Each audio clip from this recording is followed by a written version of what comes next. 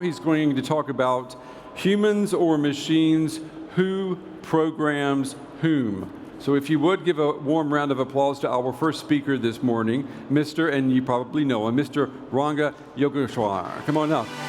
Good morning. Good morning. Well, I'm going to speak in English because I presume there are some international guests, so tut mir leid, ich mach's auf Englisch. Wenn ihr kein Englisch könnt, hebt die Hand, es gibt diese Headsets.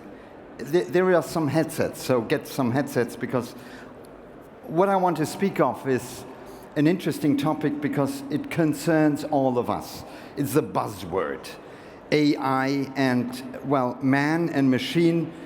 The question is, in the future, is it them or us? Now, if we look at the development, first of all, just to localize things, we are speaking of intelligence, and if you look at that, Alexander Gerst is just up on the ISS.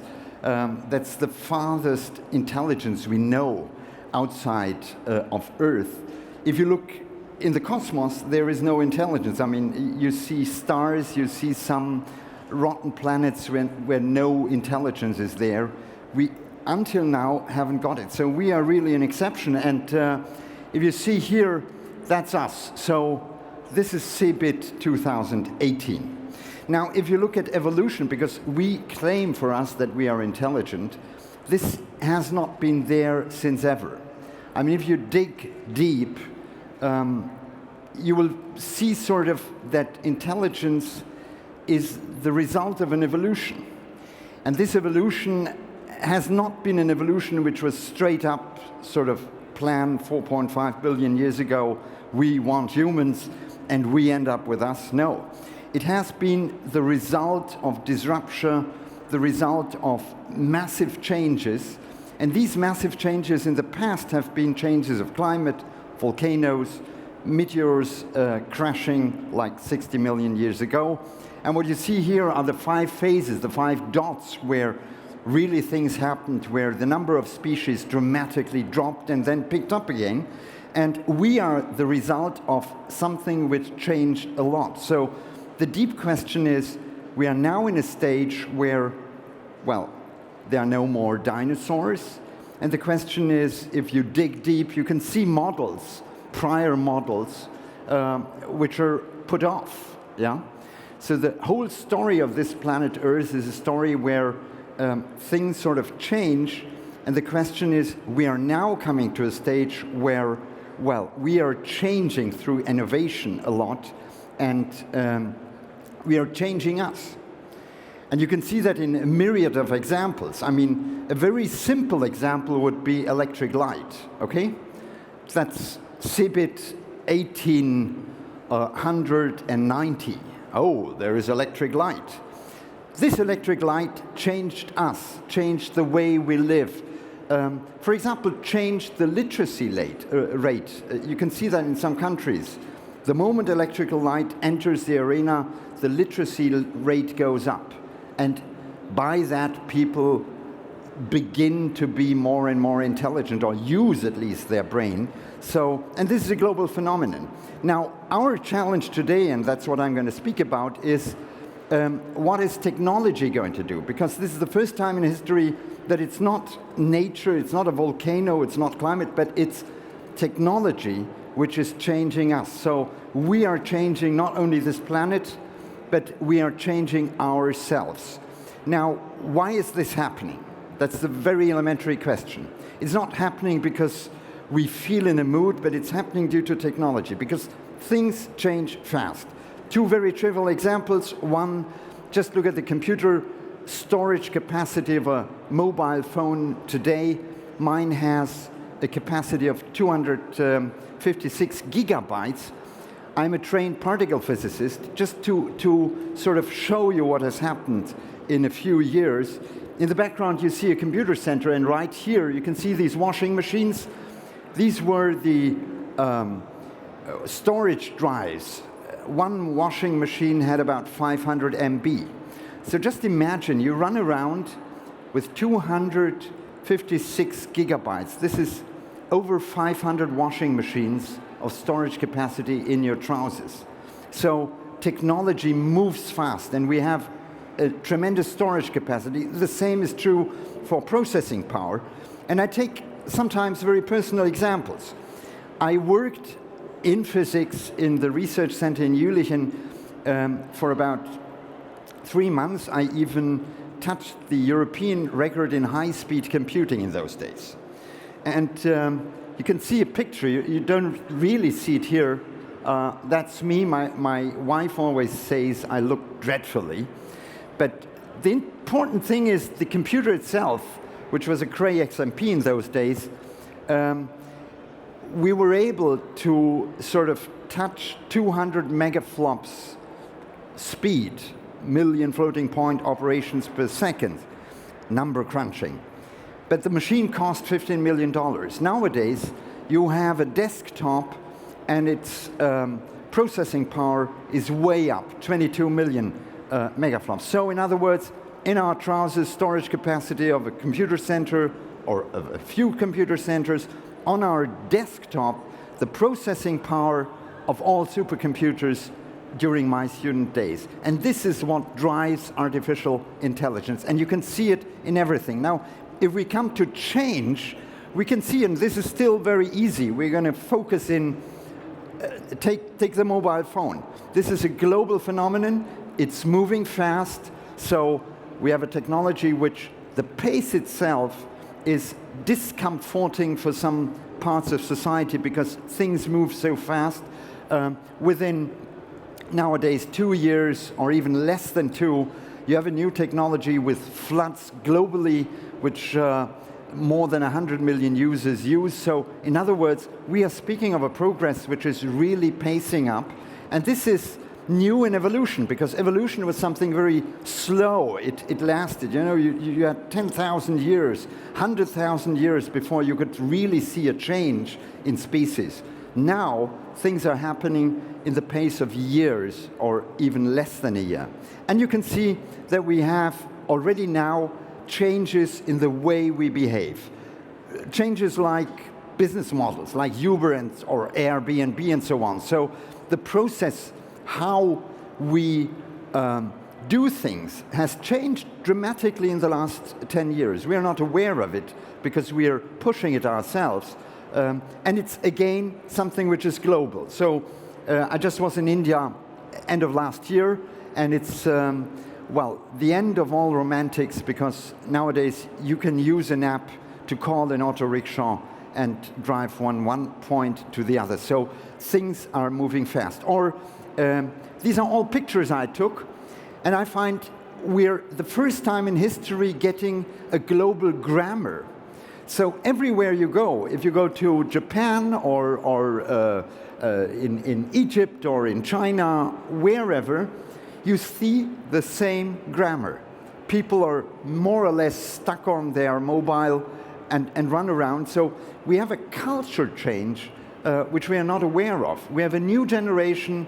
You don't ask from where they come, because they all sort of use the same grammar of communication. So this is really a new quality.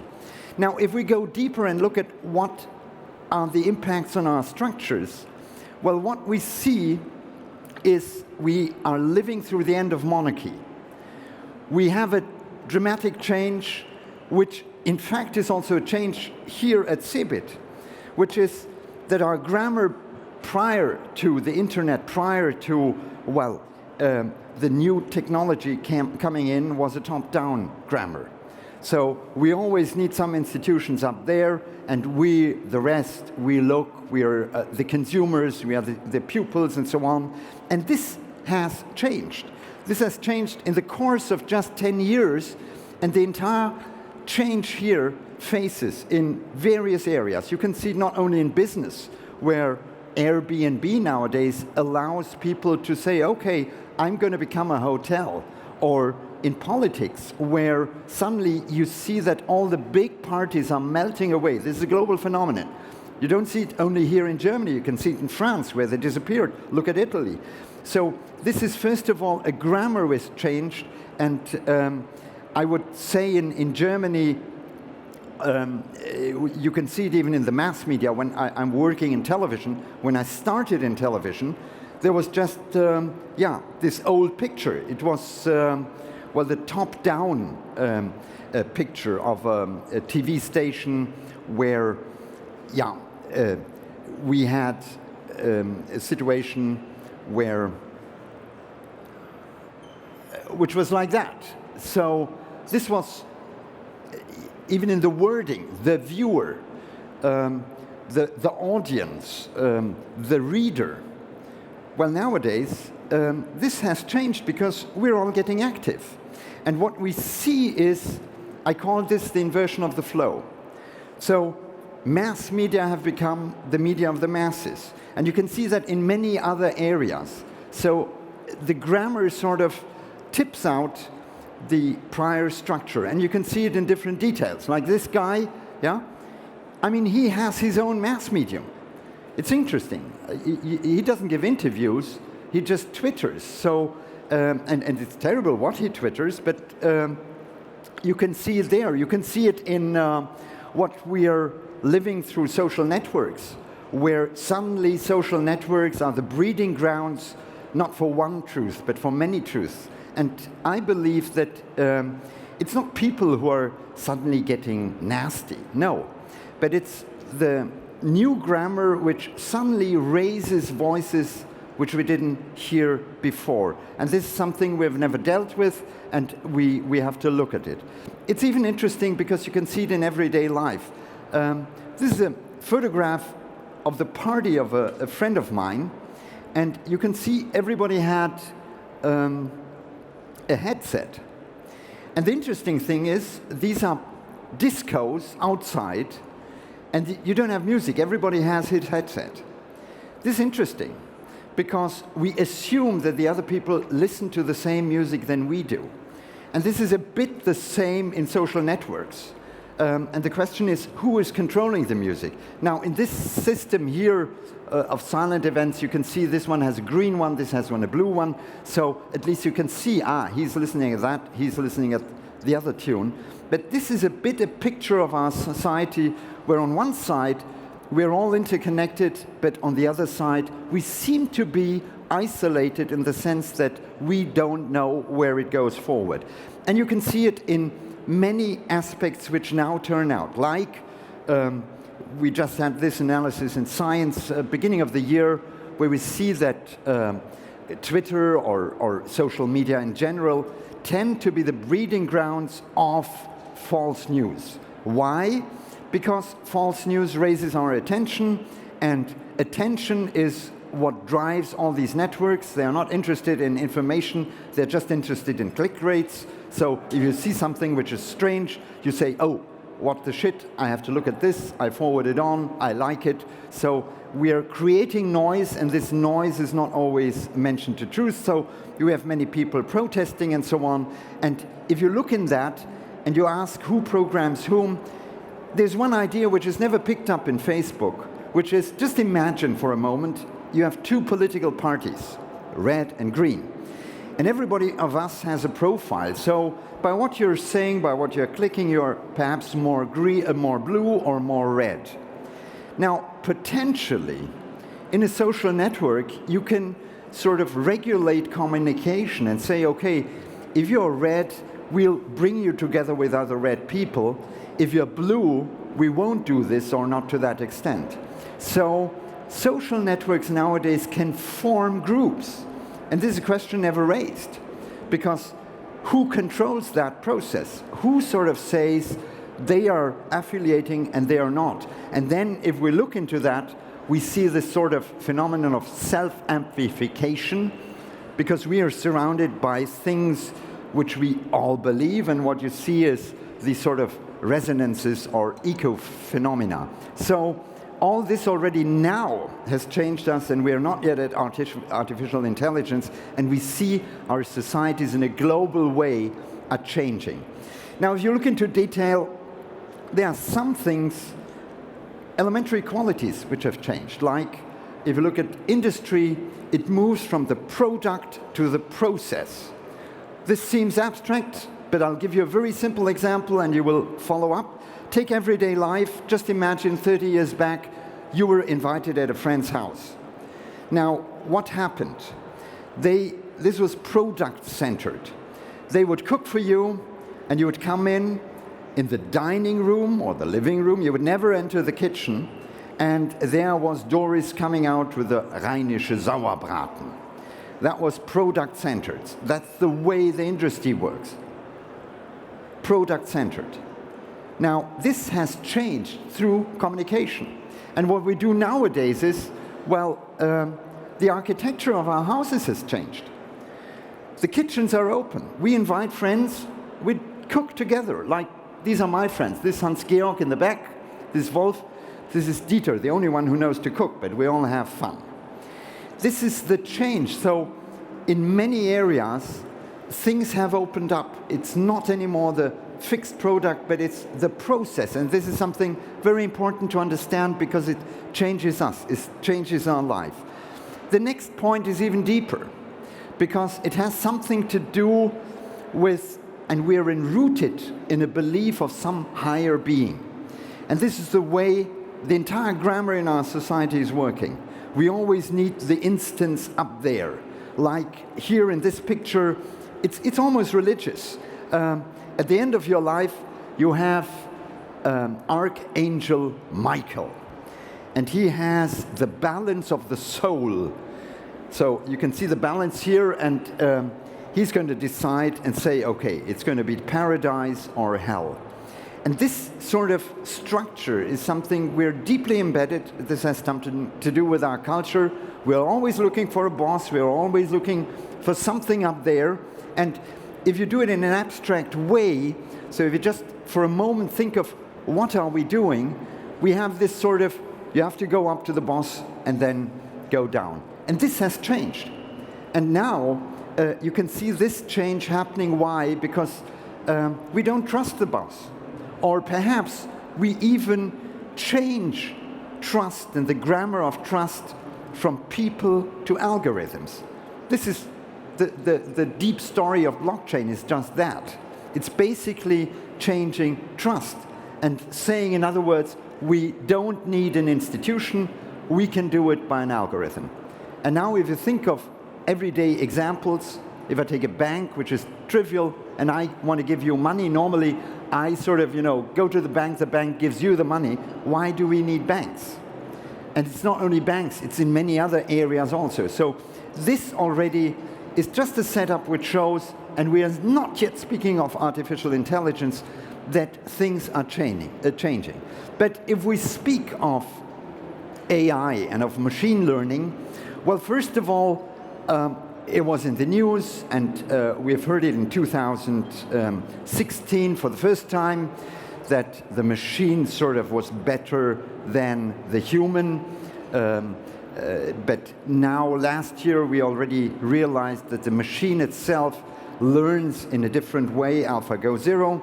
And within a very short time of just about 2.5 days, the machine learned not only all the strategies we knew in that game, but discovered new ones. And this is the first time where we sort of tend to say, okay, something has happened. If you look at the paper Google DeepMind published, it speaks of superhuman qualities. So for the first time in life, the machine is really better than we are. Now, we are good. And we are good because of that, because of our brains.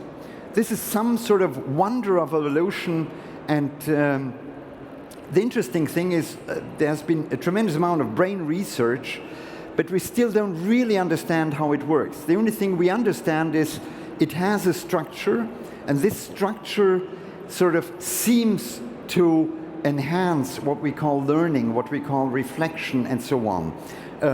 This is, by the way, my nose, it's my head, so every time I show this picture, I say it's great because you have the proof of a brain, which is not trivial for people working in German television, but you can see this is sort of the apparatus. Now, what one did is, in neural networks, you sort of take the structure of neurons which are interconnected, and you can simulate it in a mathematical way, which is quite easy. And in fact, if you look back, this was done already way behind in the 1980s.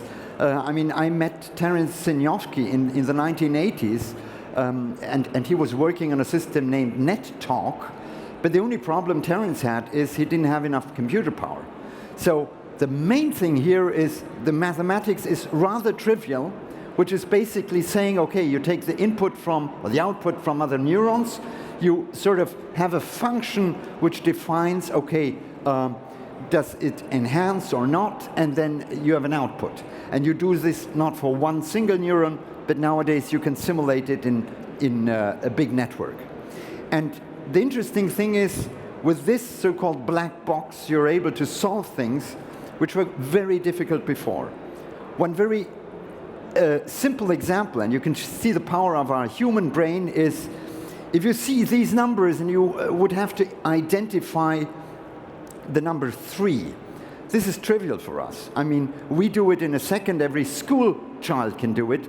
But the interesting thing is we have a 3 which is written in a very different way. So we have different graphics associated with a 3. And this is, if you want to program it in a discrete way, it's very hard. We are not able. But with a neural network, it's very easy. Now, the interesting thing is you can do this with numbers. You can do this with an image recognition. And what you see is the performance has gone up. And the performance is in sort of, we crossed the line. This yellow line says, this is about the human performance. This is where we are. And nowadays, we can see that machines are getting better than we are. And you can see many areas. So by now, machines are better identifying license plates, or people in pictures, or tumors in X-rays. So everywhere there, in a very narrow field, you can already see that machines get better. And the interesting thing is you have this black box which learns from data and then sort of gets out associations in the sense of this is a cow, this is a cat, this is a dog. And you can do this feeding the neural network with various things. I want to do a test this morning with you because you can feed it with music, okay? You can feed it with classical music and then you can find out, machine, try and compose yourself, okay?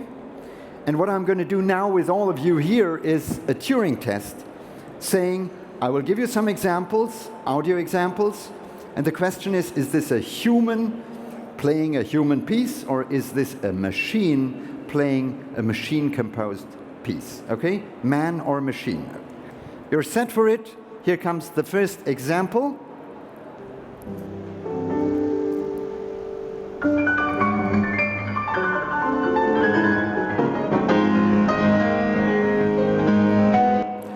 Okay, now I want to see the vote. Who says this is a human?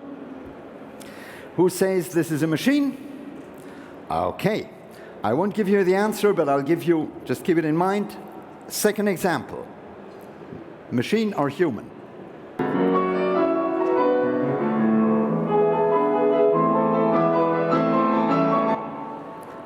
Who says man? Who says machine? You're saying machine? These are my daughters. Ha!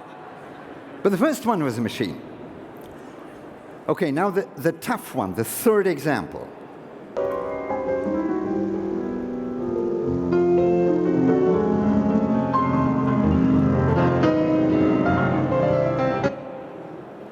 Who says man? Who says machine? And now let's be honest. Who isn't sure? Okay, just look around. And this is something coming true. We are not sure. We don't know, is this a machine or a human? In this case, it is a machine. But this shows you in a very clear way that we are heading towards an area where, well, getting the difference is not easy. We don't know, is it human, is it a machine? And we will, in the future, have more and more problems in sort of making the difference. And I want to show you one small piece of video which was just released by Google. Most of you might know it, which is you have an assistant And the assistant, Google, a machine, phones a hairdresser's salon and fixes an appointment, okay? And the interesting thing is, the lady at the hairdresser's room does not realize this is a machine, okay? Just a short video. So how can I help you? Hi, I'm calling to book a women's haircut for a client. I'm looking for something on May 3rd. Sure, give me 1 second. Machine saying, Sure, what time are you looking for around? At 12 p.m. We do not have a 12 p.m. available. The closest we have to that is a 1:15. Do you have anything between 10 a.m. and 12 p.m.? Depending on what service she would like. What service is she looking for? Just a women's haircut for now. Okay, we have a 10 o'clock. 10 a.m. is fine. Okay, what's her first name? The first name is Lisa. Okay, perfect. So I will see Lisa at 10 o'clock on May 3rd. Okay, great. Thanks. Great. Have a great day. Bye. well, this is an example which shows in the year 2018, at least a hair salon does not know this is a machine calling. To me, it's unethical, and I'm very straight about that, because I believe we need something to say this is a machine and not a human. So I don't want to have a machine saying, this is human for us.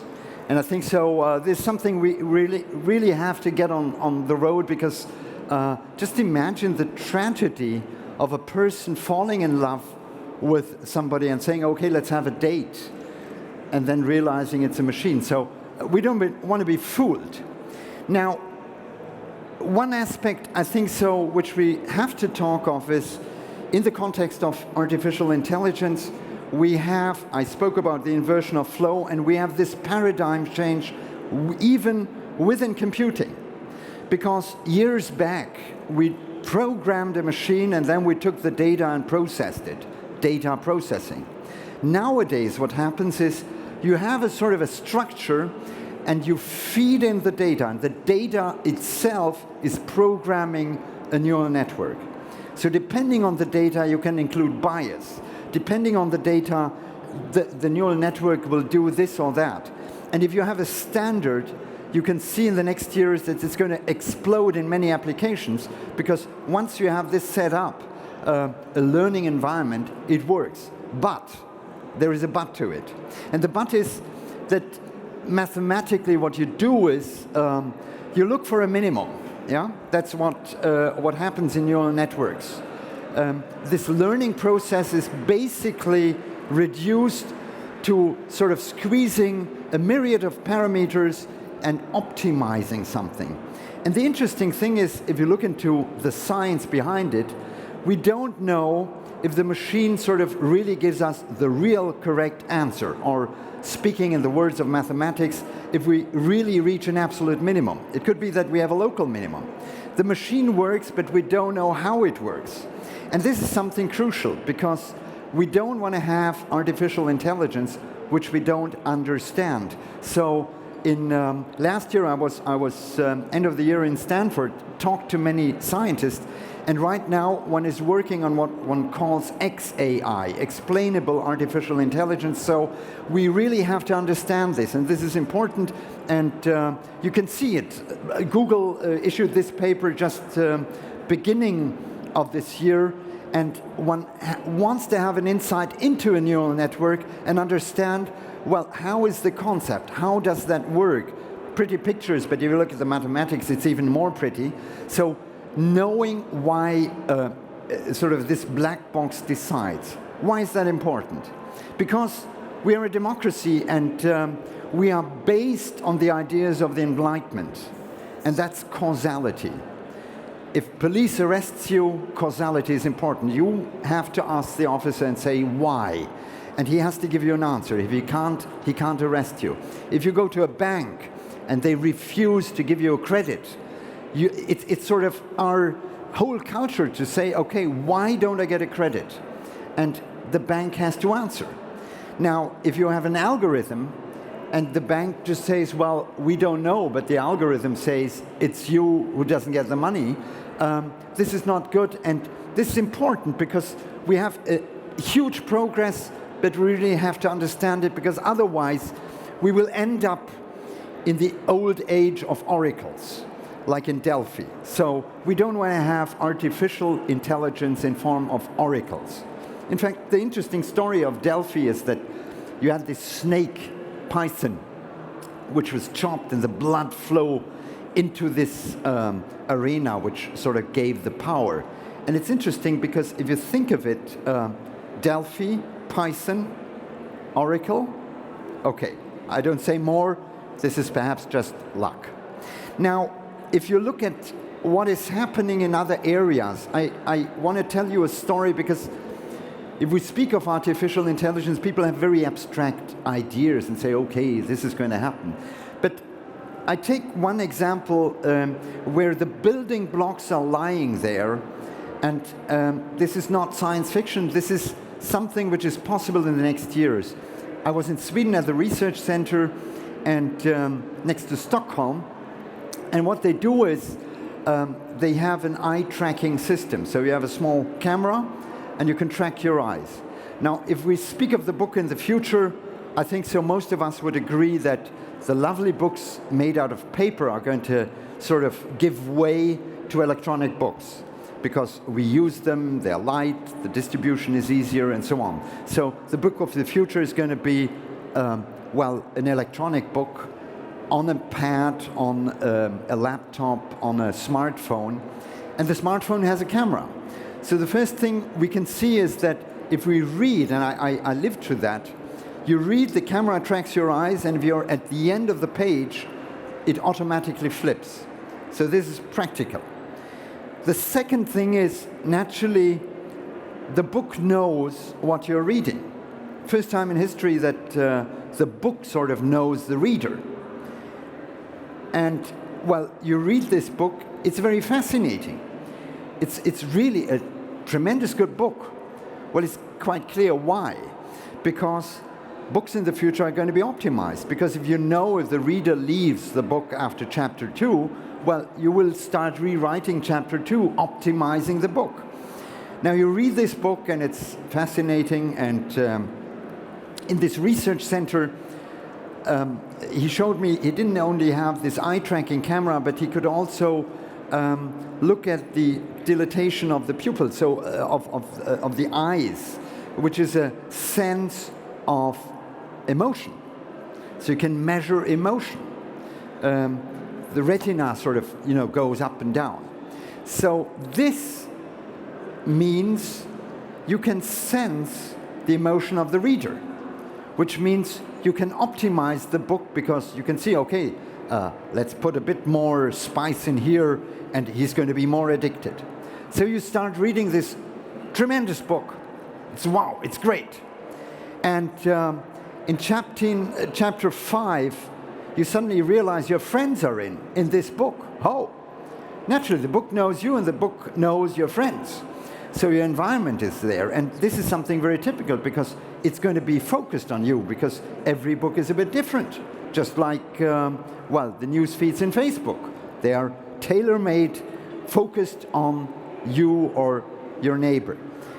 You read this book and you're way off, and it's sort of a new form of empathy, because 14 days ago you had your birthday, and the protagonist in the book also had birthday.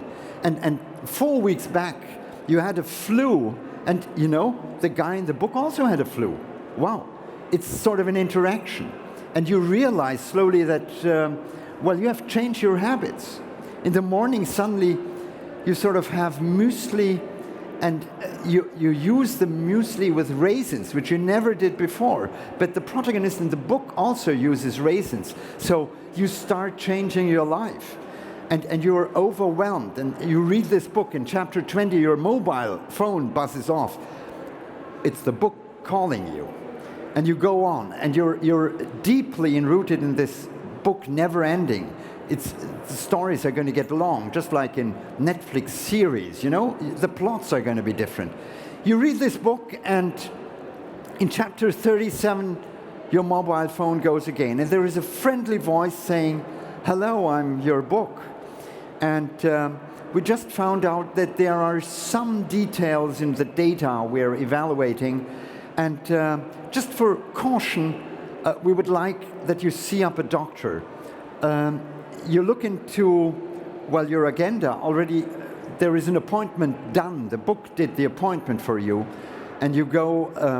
It's a neurologist, so you go there, and he tells you, "Oh, it's good that you come," because first of all, I want to tell you, this is not a book as you know it. This is not a publisher. No, this book has been developed by a big pharmaceutical company, because with all the data you leave, not only the way, what you read, but how you read, your voice, your eye movement, and so on, we collect all this data, and we're able to now forecast and predict if people sort of have a tendency of getting this or that disease. And it's good that you are there, because we see a strong signal that you're just about to pick up Parkinson's disease. Good that the book is there, because we can help you. Now, this is not science fiction. This is really true. This is happening nowadays.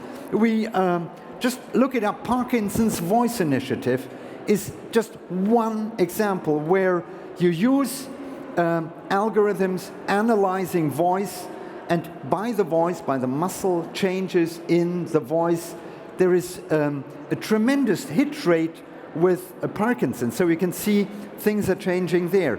And you're going on. If you look at the very recent paper, just came out in May, looking at neurotransmitters, dopamine in our brain. And the interesting thing of this paper is, it was not issued by neuroscientists, but by AI researchers. If you look, Demis Hassabis is there from Google DeepMind. So we already start a new phase where understanding artificial intelligence means we start understanding the way our brain, our neurotransmitters work. So this shows you very clearly things are changing. But we're accepting them already nowadays in our everyday life. We don't only use Face ID, but we use all the assistants. And if you look at the future, you can see already nowadays, I mean, it's very trivial, just have to go and look at patents filed in.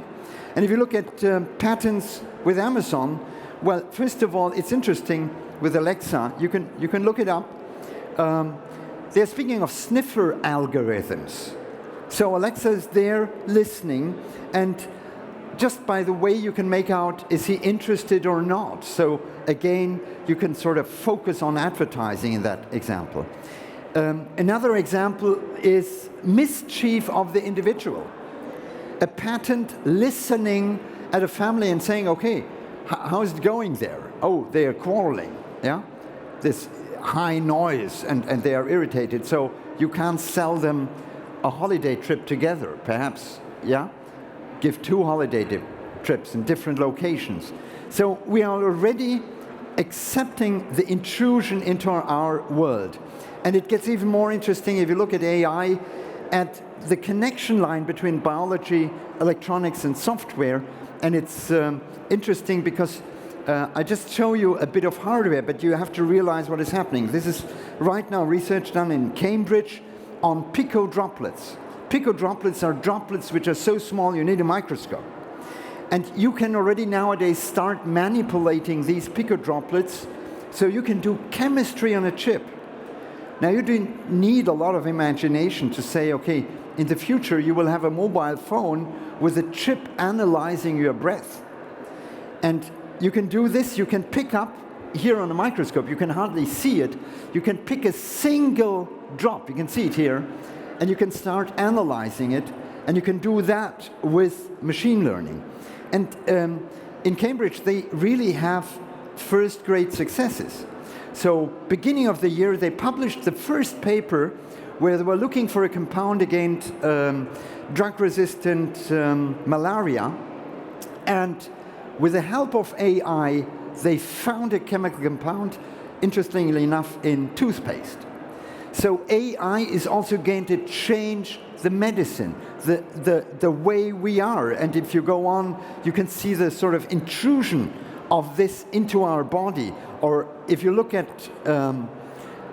if you go to Palo Alto and you just look at the investments of IT companies in biotech, in gene tech, in the way reading, for example, our genes. I met people like Tony Viscaray from Stanford. He just floated a new company called Alkahest. And this company has one clear aim, which is to sort of make us healthy for a longer lifespan. So if you speak with these people, they say aging is a disease. We are going to cure it. It's going to be good. I hope they are fast. But you see already first results with Alzheimer in mice, where they sort of are able to reverse the process. This is really great. Or look at the age. I try everything myself, so nowadays it's not DNA, but it's the methylation of DNA which shows your biological aging. And so you have your age in your passport, and you can look at your age in the body. In my case, I was lucky because my age, that was just end of last year, I was 58. And my DNA age is 54. That was a good day. Well, I'm a physicist, so in that case, it's just 2 standard deviations, so don't be happy. But what does that mean? That means we have to talk about changes in insurance companies because they might change things which are not good for us, because they could start in saying, okay, I go off and I use this guy or that guy. Now you have a myriad of other applications. We could speak about mobility, which is here with autonomous cars, but again, change the frame. It's not going to be the autonomous car as we know it. It's going to be the dramatic change in mobility. Now, the deep question behind is, we're not reacting. In Germany, we can see it. Basically, there is change, but we don't go about it. It has a lot of reasons. One is, if we speak of a future, this is not the generation who is going to rock it. So there is a mental change which we have to set up. And to give you a quote, the biggest problem is not to let people accept new ideas, but to let them forget the old ones. And this is going to be the big challenge in the next years. Because the point I want to make here is our challenge is not only technology, it's going to be much more society. So we're not afraid of computers. Okay, we'll deal that out. But what is going to happen with a society where we have an impact on this or on that, look at jobs and so on. Now, one main thing naturally here in Germany is competence. Who is going to program that? And we are seeing here a real challenge because we don't have enough people who are able to do that. If you know machine learning, it's great. My eldest daughter, she's just doing her master thesis in Munich in machine tool industry in automation technology. She's programming. I'm not bothered. She's going to get a job, be sure. But we have not enough of that. And that means we really have to work hard. I just put in this slide because Ideen Expo is the area here in Hanover where we're doing a lot in that. And we have a tremendous approach of things which are there. Now, I want to use the last 3 minutes for the challenges we have, because it's not only that we need a culture which is open for it, and this is right now a big problem, because we have a culture which tends to preserve what is there. And I say this is going to be the challenge for artificial intelligence, because on one side we have tremendous new opportunities, but we have to think of it in a more civilized way. It's not only going to be business opportunities. It's not only going to be driven by business models, but we have to think of applications of AI from whom a majority has a benefit, and not only small companies.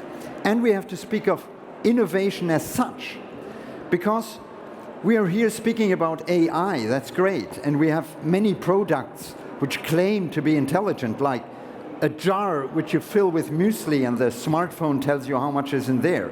Do we need that as a humanity? I don't think so. Or a watch with sensors showing that you have stress.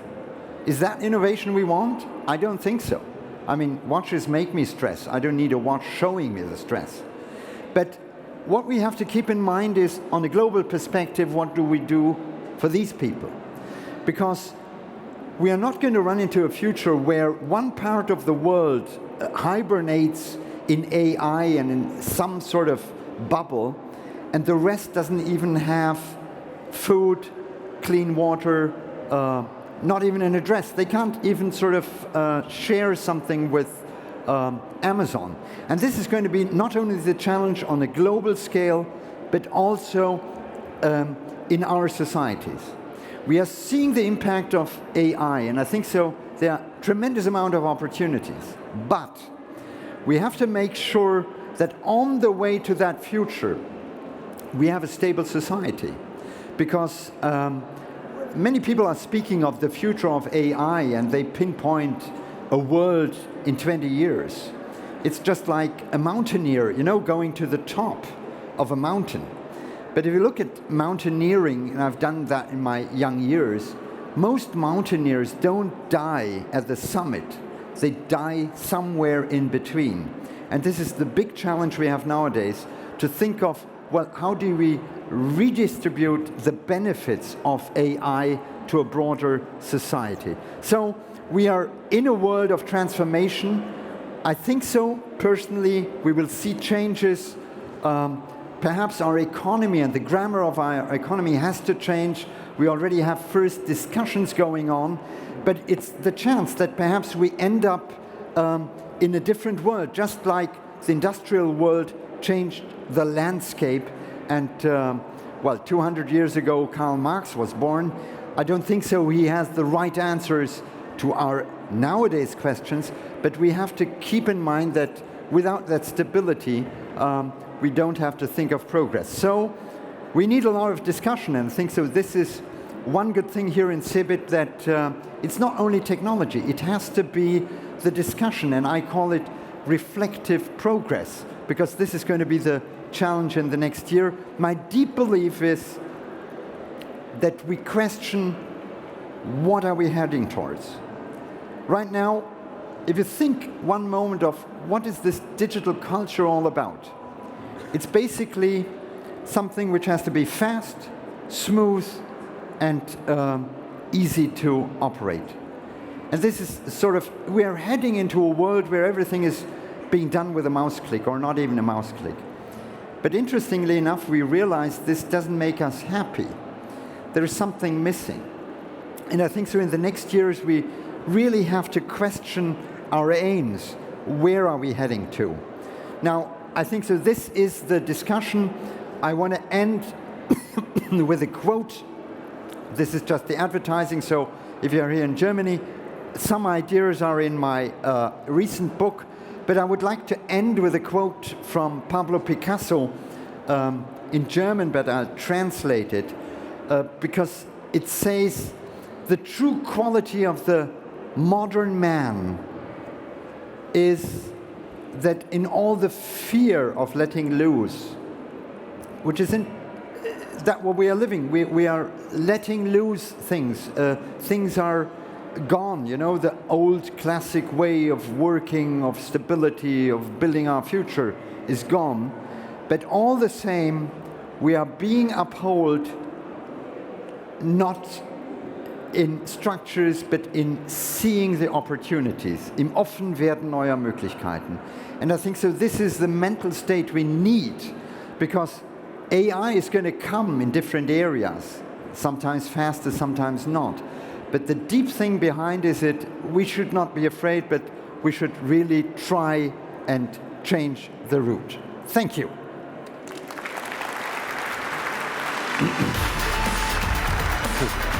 They have to take this down, so we've got 1 minute. Okay. Let me ask you 1 minute while they do this. Yeah. I take it down. Okay. And they're going to take this down, and so that gives us a minute, and I was going to ask you, Ranga, so basically what you're saying is we still don't have a definition for what intelligence is. do we? No, there is no intelligence. Intelligence, interestingly enough, if you look in the field of AI, Right. until now there has never been in science a valid definition of intelligence. Yeah. So this is sort of a line which is changing.